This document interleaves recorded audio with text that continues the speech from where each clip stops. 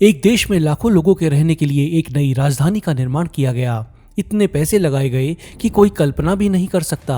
बनने के बाद आज उसके हालात ये हैं कि वहां कोई रहना ही नहीं चाहता। हजारों करोड़ों रुपए डूब गए। इसी तरह क्या आपको पता है कि यूएसए ने एक प्रोजेक्ट पर 1,30,000 करोड़ रुपए खर्च कर दिए। जब ये बनकर तैयार हुआ, राजनीति में फंस गया और आज बेकार पड़ा है। सारे के सारे पैसे डूब गए। आज हम बात करने वाले हैं दुनिया भर में बने कुछ ऐसे मेगा प्रोजेक्ट्स की जिनमें भर भर के पैसे तो झोंके गए, पर अलग अलग कारणों से ये प्रोजेक्ट्स एकदम बेकार साबित हुए। इनमें हजारों करोड़ों रुपए ऐसे डूब गए जैसे इनकी कोई कीमत ही नहीं। चलिए शुरू करते हैं। इंटरस्टेट H3 हवाई।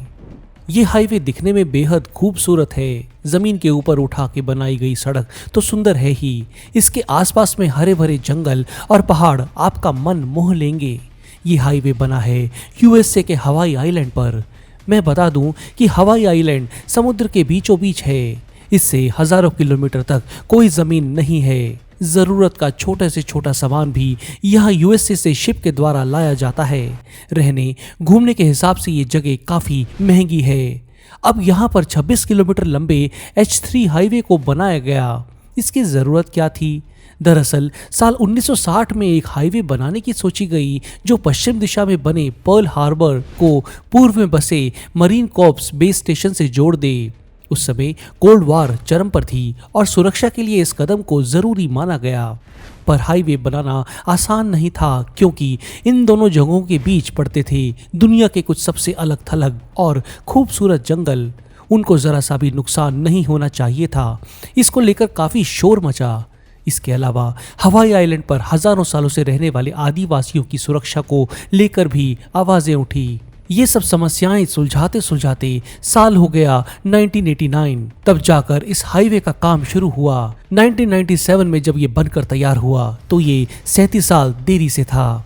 इसमें कई सारी सुरंगें बनी थी। लगभग सारा हाईवे जमीन से ऊपर उठाकर बनाया गया था। इसको बनाने में कमाल की तकनीक का इस्तेमाल हुआ था। आप देख सकते हैं कि ये कितना सुंदर लगता है, पर इसको बनाने में जो खर्चा आया वो बजट से 5 गुना ज्यादा था। शुरुआती बजट था $250 मिलियन का, पर खर्चा आया 1.3 बिलियन US, यानी करीब 10,000 करोड़ रुपए। इसका मतलब हुआ कि 1 किलोमीटर की सड़क पड़ी 374 करोड़ रुपए की, जो दुनिया भर में सबसे ज्यादा महंगी थी। पर सबसे बड़ी बात तो ये थी कि समय के साथ हाईवे की जरूरत ही खत्म हो गई थी। अब वो हालात ही नहीं थे। कोल्ड वॉर खत्म हो चुकी थी। हाईवे एकदम अलग थलग सा दिखता था क्योंकि इसका राजधानी होनोलुलु से कोई सीधा रास्ता नहीं था। मतलब यहाँ से कोई भी क्यों जाएगा। इसके अलावा वहाँ के आदिवासी लोगों ने इस हाईवे को इस्तेमाल करने से मना कर दिया। उनका मानना था कि इस हाईवे को बनाते हुए कई सारी प्राचीन धरोहरें नष्ट की गई थी। चाहे दिखने में ये हाईवे कितना ही खूबसूरत क्यों न लगे, पर सच ये है कि ये एक पैसे की बर्बादी के अलावा कुछ और साबित नहीं हुआ। हाँ, पर ये तो है कि इसकी हालत वैसी नहीं है जैसी कि अगले प्रोजेक्ट की जो मैं बताने जा रहा हूँ। सिउडाओ रियल सेंट्रल एयरपोर्ट, स्पेन। पर्यटन में स्पेन दुनिया भर में सबसे मशहूर देशों में से है। 2019 में यहाँ 8 करोड़ से ज़्यादा लोग घूमने आए। ये आंकड़ा दुनिया में एक देश को छोड़कर सबसे ज़्यादा है। यही कारण है कि जब सिडाओ रियल सेंट्रल एयरपोर्ट का निर्माण किया गया, इरादा यही था कि इसका फ़ायदा दुनिया भर के पर्यटकों को मिलेगा, क्योंकि स्पेन की राजधानी मैड्रिड का एयरपोर्ट बेहद व्यस्त रहता था। इस एयरपोर्ट में जो रनवे बनाया गया वो यूरोप में सबसे लंबा था। 20 लाख यात्री इस एयरपोर्ट का फायदा उठा सकते थे और ये संख्या 1 करोड़ तक बढ़ाए जाने का प्लान था। 2009 में जब ये बनकर तैयार हुआ तो 10,000 करोड़ रुपए का खर्चा लोगों को ज्यादा नहीं लगा, पर एक बात पर किसी ने ध्यान ही नहीं दिया। समस्या थी इस प्रोजेक्ट को बनाने की जगह। ये सिर्फ नाम से ही सेंट्रल था, पर यह था मैड्रिड से 200 किलोमीटर दूर। यहाँ जाना कोई भी यात्री पसंद नहीं करता था। इससे हुआ ये कि बड़ी बड़ी एयरलाइंस भी अपनी फ्लाइट्स को मैड्रिड से यहाँ लेकर नहीं आई। जब ये शुरू हुआ तो ले देकर सिर्फ एक एयरलाइन ही आने को तैयार हुई। सालों तक कोई भी और एयरलाइन नहीं आई। 2012 तक जिस कंपनी ने एयरपोर्ट बनाया था उस पर 3,000 करोड़ रुपए का कर्जा इकट्ठा हो गया। इस कंपनी ने कोई और चारा ना देखते हुए अपने आप को दिवालिया घोषित कर दिया। 2013 में इस एयरपोर्ट को नीलामी पर लगा दिया गया। सबसे बेइज्जती की बात तो ये हुई कि इस एयरपोर्ट को नीलामी में एक कंपनी ने $12,000 की कीमत की पेशकश की, जो कि बेहद कम थी। खैर, किसी तरह इस एयरपोर्ट को 2019 में एक कंपनी ने खरीद लिया। फिर शुरू हुआ कोविड-19 का समय। क्योंकि इस एयरपोर्ट के पास जमीन बहुत थी और यहाँ गर्म और सूखा मौसम रहता था, इस जगह को प्लेन्स को पार करने के काम में लाया गया। इससे थोड़े बहुत पैसे इकट्ठे हो गए, पर पेंडेमिक के खत्म होने पर जब फ्लाइट शुरू होंगी तब ये सब उड़ जाएंगे। देखा जाए तो हजारों करोड़ों रुपए से बना ये एयरपोर्ट दुनिया के लिए एकदम बेकार है। नेपिडाओ, म्यांमार। साल 2002 में म्यांमार की मिलिट्री ने एक नई राजधानी बनाने की ठानी। ऐसा नहीं है कि किसी देश की राजधानी को नए सिरे से पहले बसाया नहीं गया था। हमारे पड़ोसी पाकिस्तान ने ऐसा कर दिखाया है। म्यांमार ने नवंबर 2005 में इस नई राजधानी के होने की घोषणा कर दी। इसको नाम दिया गया नेपिडाओ, जिसका मतलब होता है एक राजा का घर। किसी को नहीं पता कि एक नई राजधानी क्यों बनाई गई। कुछ का मानना था कि यंगून के समुद्र किनारे होने के कारण उस पर लड़ाई के समय हमले का खतरा ज्यादा था। सुनामी आदि का खतरा तो हमेशा बना ही रहता था।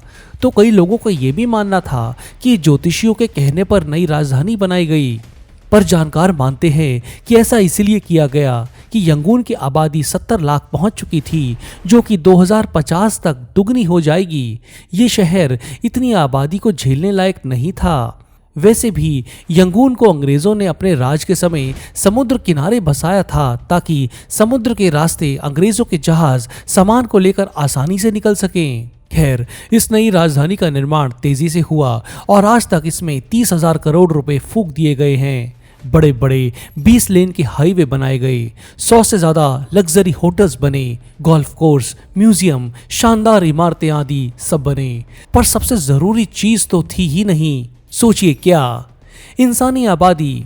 इस नई राजधानी की आबादी 10 लाख से भी कम है। इनमें से ज्यादातर इस शहर के बाहरी इलाकों में रह रहे हैं और वो शुरुआत से ही वहीं पर हैं। इस शहर में रहने वाले लोग ना के बराबर हैं। मतलब ये कि यहाँ बाहर से ना तो कोई आया और ना ही आना चाहता है। पर ऐसा क्यों? सच तो ये है कि इस नई राजधानी में ना तो डॉक्टर है, ना ही स्कूल और यूनिवर्सिटीज और रोजगार के साधन। कोई कंपनी यहाँ इसलिए आना नहीं चाहती कि यहाँ उन्हें काम करने वाले लोग नहीं मिलेंगे, और लोग नहीं आते क्योंकि उन्हें कोई काम नहीं मिलेगा। बिना रोजगार के कौन यहाँ आना चाहेगा? आज इस शहर के हालात ये हैं कि यहाँ जाकर एक बुधहा शहर होने का एहसास होता है। ऐसा लगता है जैसे यहाँ एक स्थायी लॉकडाउन लगा है। एकदम खाली और विशाल सड़कें देखकर बहुत ही अजीब सा एहसास होता है, जो शब्दों में बताया नहीं जा सकता। आप सोचिए, 20 लेन वाला हाईवे आपको हमेशा खाली दिखे, कभी कभी एक कार उस पर गलती से चलती दिखे तो कैसा लगेगा? यहाँ के एयरपोर्ट में 35 लाख लोगों को हैंडल करने की क्षमता है, पर एक सबसे व्यस्त दिन भी यहाँ आपको 10 से 15 लोग ही दिखेंगे। शॉपिंग मॉल तो हैं, पर यहाँ सिर्फ सरकारी कर्मचारी शॉपिंग करने आते हैं। वो लोग इस शहर में रहने पर मजबूर हैं। होटल्स खाली हैं। हो सकता है कि भविष्य में ये हालात ठीक हो जाएं, पर अभी तो ये शहर एक बेहद बड़ी गलती ही लगता है। Yucca mountain nuclear waste repository. हम अक्सर न्यूक्लियर वेस्ट और उससे जुड़े खतरों पर बात नहीं करते। सच तो ये है कि ये इतना बड़ा खतरा है कि हम लोग कल्पना भी नहीं कर सकते। वेस्ट हजारों सालों तक भी रेडिएशन निकालता रहेगा, और अगर इसे कहीं सुरक्षित जगह नहीं रखा गया तो इससे ज्यादा खतरनाक चीज धरती पर नहीं मिलेगी। हजारों साल एक बड़ी संख्या होती है। साइंटिस्ट मानते हैं कि न्यूक्लियर वेस्ट को रखने की सबसे सुरक्षित जगह है दूर दराज के किसी इलाके में जमीन के नीचे इसे दफना देना। 1980 के दशक में यूएसए ने इसकी कोशिश की थी। 1987 में नेवाडा के यूका पहाड़ों में एक जगह मिली जहां ऐसा स्टोरेज बनाया जा सकता था। ये किसी भी इंसानी आबादी से काफी दूर था। यूका माउंटेन के 300 मीटर नीचे ऐसी सुरंगें, ऐसी जगह बनाई गई जहां पूरे यूएसए से आए न्यूक्लियर वेस्ट को रखा जाने वाला था। यूका माउंटेन कोई ऐसे वैसे पहाड़ नहीं है। ये बने हैं हजारों साल पहले फटे ज्वालामुखी के लावा और राख के सूखने से। ये अच्छा है क्योंकि ये पहाड़ किसी भी रेडिएशन को बेहद लंबे समय तक आराम से सोखते रहेंगे। इससे अच्छी जगह शायद हो ही नहीं सकती थी। पर अब शुरू हुई राजनीति। नेवाडा के अंदर एक भी न्यूक्लियर पावर प्लांट नहीं है। अब नेवाडा के लोग और उनके राजनेता कैसे मान जाते कि नेवाडा को पूरे देश का न्यूक्लियर कूड़ेदान बना दिया जाए। इसको लेकर बहुत हल्ला मचा। यहाँ तक कि यूगा माउंटेन के जो सर्वे आदि हुए थे उन पर भी उंगली उठी। लोगों का ये भी मानना था कि यूगा माउंटेन के पास से निकलते पानी के स्रोत रेडिएशन से भर जाएंगे। इन स्रोतों से पानी निकलकर एमारगोसा घाटी में जाता है, जहां आदिवासी अमेरिकन या नेटिव इंडियन अमेरिकन हजारों सालों से रहते आए हैं। अब जैसा राजनीति में होता है, इस प्रोजेक्ट को उन आदिवासी लोगों के खिलाफ एक साजिश तक बताया गया। 2002 में फिर भी इस प्रोजेक्ट को अनुमति मिल गई और काम शुरू हो गया। पर इसके साथ इसका विरोध भी बढ़ता गया। ये कहा गया कि क्योंकि इस इलाके में रेडिएशन फैल जाएगा, नेवाडा राज्य में कोई भी घूमने वाला पसंद नहीं करेगा और इसका पर्यटन ठप हो जाएगा। ये आरोप लगा कि नेवाडा में कम लोग रहते हैं और उसकी पैरवी करने वाले लोग कम हैं और इसका फायदा उठाया जा रहा है। जब तक बराक ओबामा सत्ता में आए, इस प्रोजेक्ट पर राजनीति बेहद गंदी हो चुकी थी। 2010 में आखिर ओबामा सरकार को इस प्रोजेक्ट पर काम रोकना पड़ गया। 3 साल बाद एक कोर्ट के आदेश पर काम फिर से शुरू तो हुआ, पर थोड़े समय में फिर से ठप कर दिया गया। आज के समय में बाइडेन सरकार यूकान माउंटेन में काम शुरू कराना ही नहीं चाहती। 40 साल पुरानी इस लड़ाई में आखिर नेवाडा के लोगों की जीत हो ही गई। पर इससे हासिल क्या हुआ? कुछ भी नहीं। दशकों की प्लानिंग, मेहनत और 17 बिलियन यूएस डॉलर्स यानी 1.3 लाख करोड़ रुपए इसमें फूंक दिए गए। नतीजा क्या? एक ऐसा प्रोजेक्ट जिससे किसी के हाथ भी कुछ नहीं लगा। दोस्तों, आप इन मेगा प्रोजेक्ट्स के बारे में क्या सोचते हैं? मुझे कमेंट्स करके बताएं। मेरे पिछले वीडियो को शाउट आउट जाता है ज्योतिका शर्मा और कुसुम शर्मा को। इस बार भी मैं किसी यूज़र को अगले वीडियो में शाउट आउट दूंगा। बस आप अपने कमेंट्स में पिक मी लिख दें। नहीं किया है तो जल्दी से चैनल को सब्सक्राइब कर लें, बेल के निशान को भी दबा दें ताकि नए वीडियो के नोटिफिकेशन आपको तुरंत मिलें। जल्दी मिलते हैं एक और ऐसे ही मज़ेदार वीडियो के साथ। धन्यवाद।